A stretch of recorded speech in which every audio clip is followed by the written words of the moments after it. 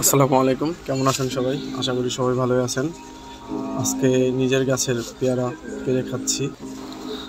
গাছ থেকে পেরে বিষমুক্ত পাকা পেয়ারা খাওয়ার মজাই আলাদা।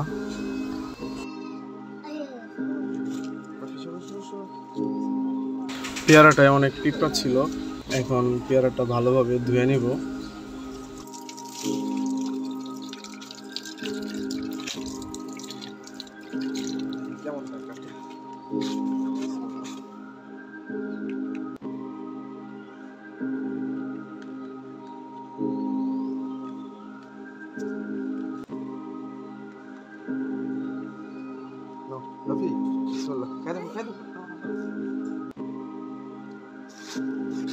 মিষ্টি মজা নাও।